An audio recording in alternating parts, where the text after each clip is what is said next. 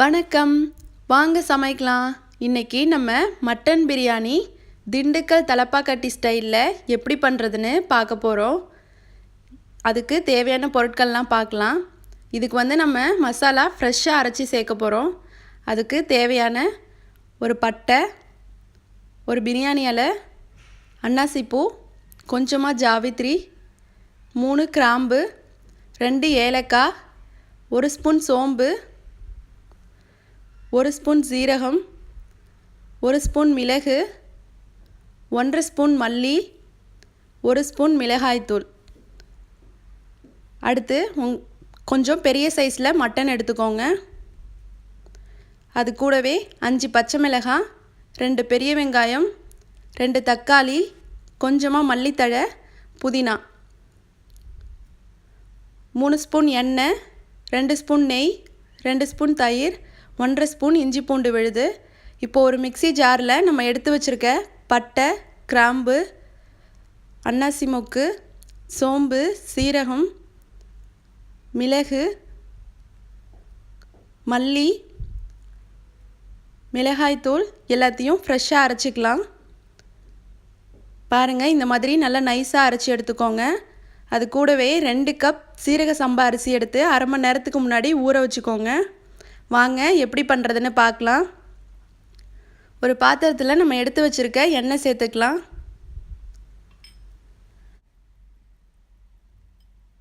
எண்ணெய் சூடானதும் பிரியாணி இலை, 1 ஸ்பூன் சோம்பு சேர்த்துக்கோங்க. சோம்பு நல்லா பொரிஞ்சதும் நம்ம கட் பண்ணி வச்சுருக்க வெங்காயத்தை சேர்த்துக்கலாம். வெங்காயம் சேர்த்துட்டு இதை நல்லா வதக்கிக்கோங்க. வெங்காயம் நல்லா ப்ரௌன் கலராக ஆகணும். வெங்காயம் நல்லா வதங்கியிருக்கு.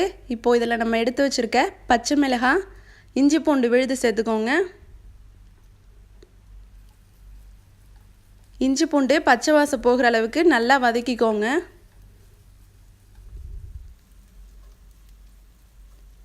நல்லா வதக்கியாச்சு. இதில் நம்ம எடுத்து வச்சுருக்க தக்காளி சேர்த்துடலாம்.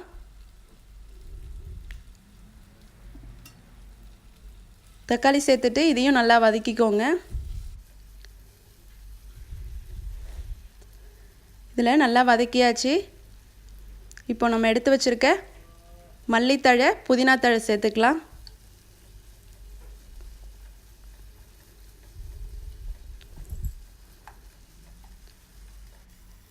எல்லாம் நல்லா வதங்கினதும் இதில் நம்ம ஃப்ரெஷ்ஷாக அரைச்சி எடுத்து வச்சுருக்க மசாலாவை சேர்த்துக்கோங்க.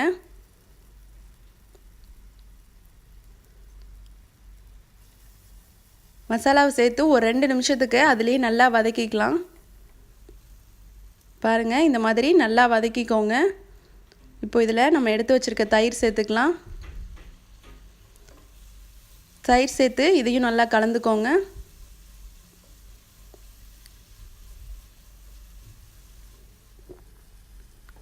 நல்லா கலந்தாச்சு. இதில் நம்ம எடுத்து வச்சுருக்க மட்டன் சேர்த்துக்கோங்க. பிரியாணிக்கு மட்டன் கொஞ்சம் பெருசாக இருந்தால் தான் நல்லாயிருக்கும். அதனால் கொஞ்சம் பெருசாகவே எடுத்துக்கோங்க.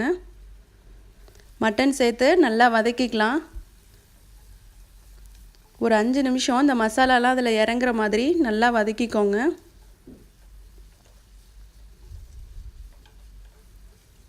நம்ம ஃப்ரெஷ்ஷாக மசாலா அரைச்சி சேர்க்கும்போது நல்லா வாசமாக நல்லாயிருக்கும். இப்போ இதை நல்லா வேக வச்சுக்கலாம். பாருங்கள், நல்லா வதங்கிட்டுருக்கு. இப்போ இதில் மட்டன் வேகிறதுக்காக 1 கப் தண்ணி ஊற்றி நல்லா கலந்து விட்டு வேக வச்சுக்கலாம். அடுப்பை சிம்மிலேயே வச்சு வேக வச்சுக்கோங்க.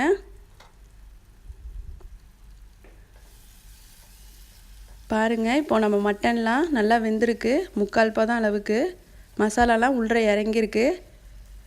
இந்த டைமில் இப்போ நம்ம தண்ணி சேர்த்துக்கலாம். சீரக சம்பாவுக்கு 1 கப்புக்கு 1.25 தண்ணி ஊற்றினா போதும். நான் 2 கப் எடுத்திருக்கேன். அதுக்கு தேவையான அளவு தண்ணி ஊற்றி கொஞ்சமாக உப்பு சேர்த்துக்கோங்க. உப்பு சேர்த்து இதை நல்லா கலந்து விட்டுறலாம். இப்போ இதை மூடி வச்சு நல்லா கொதிக்க வச்சுக்கோங்க. பாருங்கள், நல்லா கொதிச்சிட்ருக்கு. இதில் நம்ம ஊற வச்சு எடுத்து வச்சுருக்க அரிசியை சேர்த்துக்கலாம். தண்ணியெல்லாம் நல்லா வடிகட்டிட்டு சேர்த்துக்கோங்க.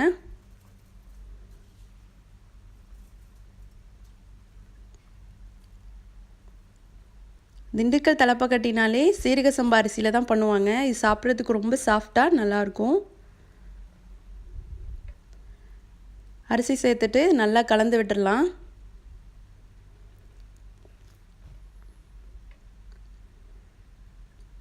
பொறுமையாக இந்த மாதிரி நல்லா கலந்துக்கோங்க. நல்லா கலந்துட்டு இப்போ இதை ஒரு மூடி வச்சு நல்லா கொதிக்க வைக்கலாம். பாருங்கள், தண்ணிலாம் கொஞ்சமாக ட்ரை ஆகிருக்கு. அரிசியும் பாதிப்பதம் வெந்திருக்கு. இந்த டைமில் நம்ம எடுத்து வச்சுருக்க நெய் சேர்த்துக்கலாம். நான் 2 ஸ்பூன் நெய் சேர்த்துருக்கேன். உங்களுக்கு தேவையான அளவு நெய் சேர்த்துக்கோங்க. நெய் சேர்த்துட்டு இப்போ இதை நம்ம தம் போட்டுடலாம். நீங்கள் காட்டன் துணி வச்சு நல்லா டைட்டாக மூடிக்கோங்க, ஆவி வெளில போகாமல் இருக்கிற மாதிரி. பக்கத்தில் தோசைக்கல்லை சூடு பண்ணி நம்ம ரெடி பண்ண பிரியாணியை தூக்கி வச்சிடலாம். அடுப்பை சிம்மில் வச்சுக்கோங்க. சிம்மில் வச்சு ஒரு 5லேருந்து 10 நிமிஷம் வச்சுக்கோங்க.